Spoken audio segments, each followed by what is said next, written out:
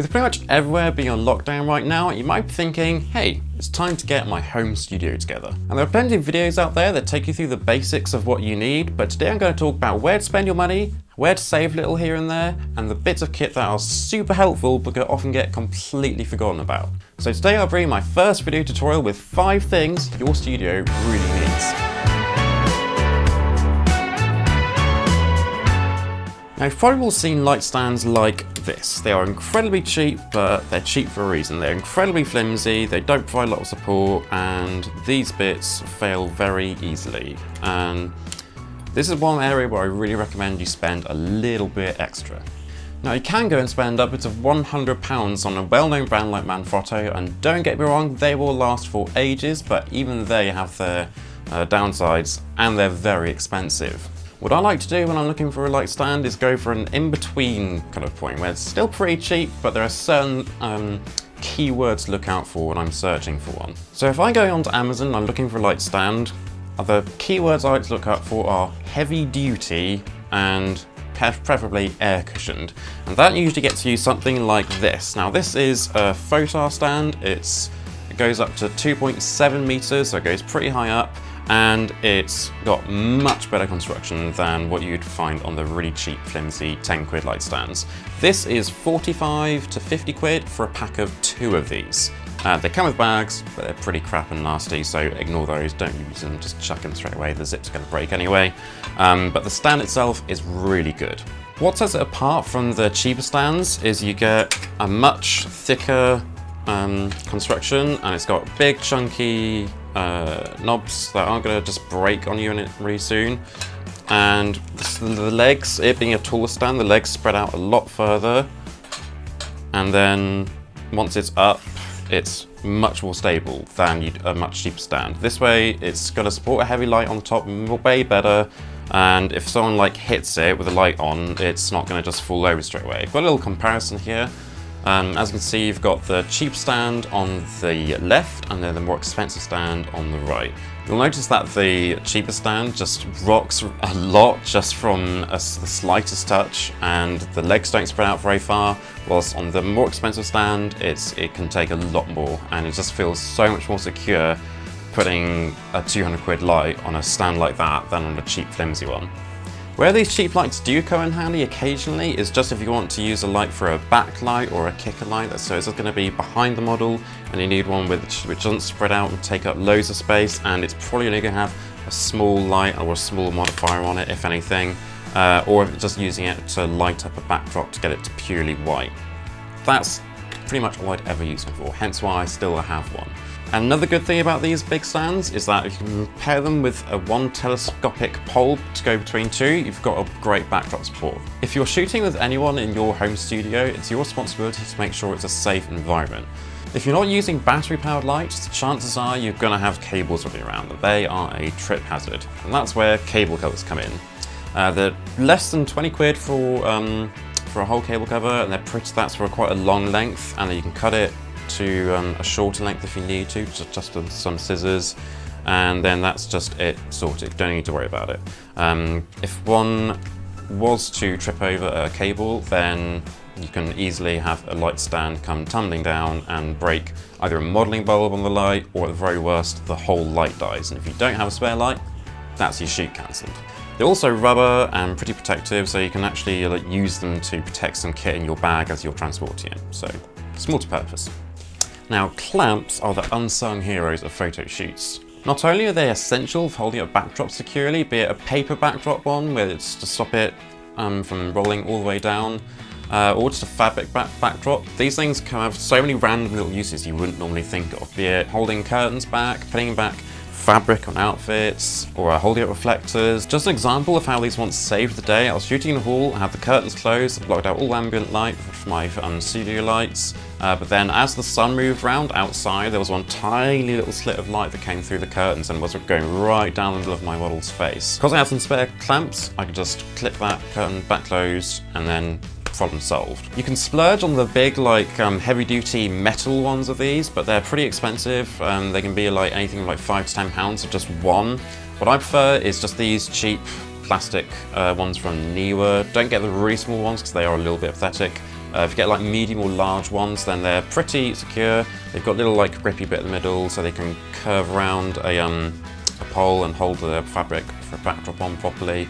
And you get 6 for 10 quid that way. And if you ever hang up like a curtain backdrop, it means you've got enough to space them out all the way along the top of the backdrop pole and hold the whole thing up securely, rather than just getting 2 and putting 1 on each end and then having it droop in the middle or something like that.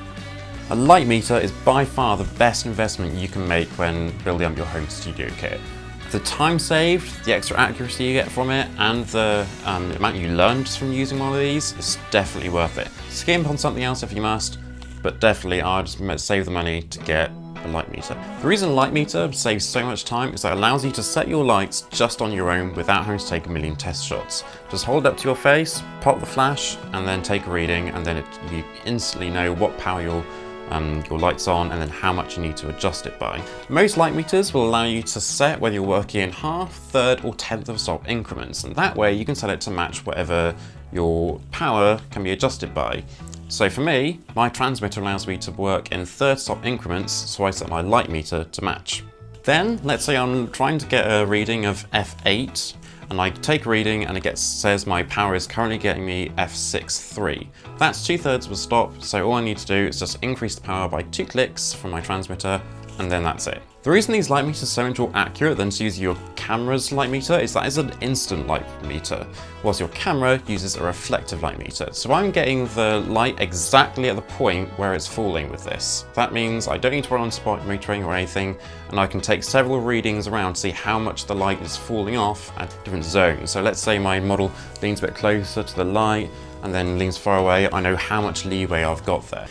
Meanwhile, my camera with its reflective light meter is taking more into account the colour of what's going through onto the sensor than how bright it is. So let's say you hold up a black board, it's going to think it needs to be super bright to get that board light to a light, basically a neutral grey. Meanwhile, if I just use a light meter, I'm going to know straight away that it's going to be enough light to light that board as it should look, rather than being overexposed. Another reason to not necessarily use the back of your screen for metering your light correctly is that you're relying on the brightness of your screen being absolutely accurate, which it not always is. Now don't get me wrong, light meters can be expensive. This one, the Sekonic L308S, brand new, when I got it was 160 quid, but I shopped around and ended up getting one used for 80 quid. And these are pretty well made, and so I have absolutely no qualms about getting one used. Like, these last forever. Reflectors, they are absolutely great. If you can only afford one light, get a reflector. Normally you'd have a main and a fill light, but if you can only afford one light to use as a main, then you basically just substitute the fill with a reflector. So let's say I've got my main light over there, I can basically just use my reflector to reflect light back and fill in the shadows from the other side. Amazon has a million different options for reflector sizes and shapes, so you can get the round ones and the big oval ones. They all have these outer covers which have a black side and a silver side on one, and then on the other side, if you flip it around, turn it inside out, it's white and gold. Never use the gold. But the white, silver and the black are very useful. And then the center of it, if I unzip it, is a diffusive bit. So if you want to use that to soften up your light a little bit more, then you've got that as an option. And if you're ever shooting outdoors, then these are essential, if you ask me. If you can't shoot with flash outdoors and you just want to fill in some shadows or soften some harsh light, these are brilliant.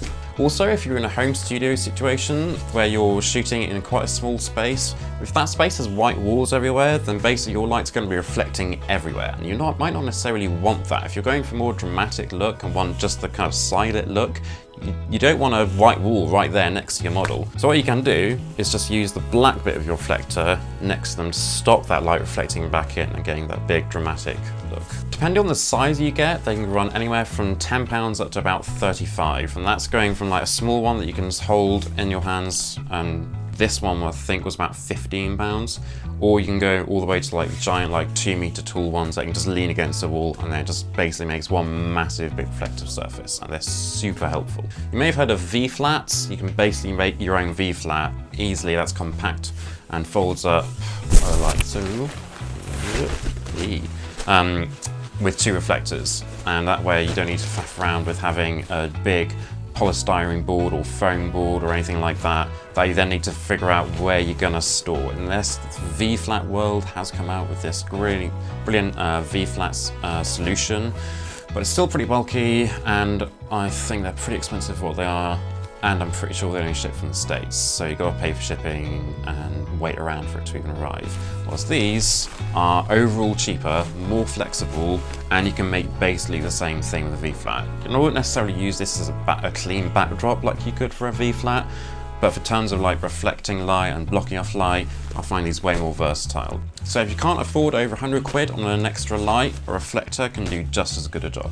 So I'm going to show you a little example here of a portrait I did of myself. I did one with just one main light in an octabox, just on one side, pointing pretty much directly at me. As you can see, it's pretty dramatic. All the lights are pretty much on one side. There's a lot of shadow on the other side of my face.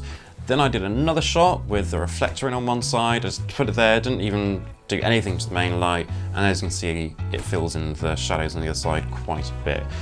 I could have experimented more with how much that light was feathering past me, so I'd get more light reflecting off, or if maybe I wanted less light, I could switch over to the white reflector instead of the silver like I used in this shot. But it's an easy solution, and if you're in a tight space where you can't necessarily fit another light in on one side, another thing that does a really good job and substitute for it. And less than 40 quid gets you a massive one. So there you have it, 5 things you should really invest in for your home studio. Look out for my next video where I'm going to talk about 5 things you really don't need for your home studio. If you have any questions, just drop them in the comments. And if there are any bits of kit that you think that your home studio should really have that I didn't mention, just let me know, we'll love to hear it. And hope this was helpful, and I'll see you next time.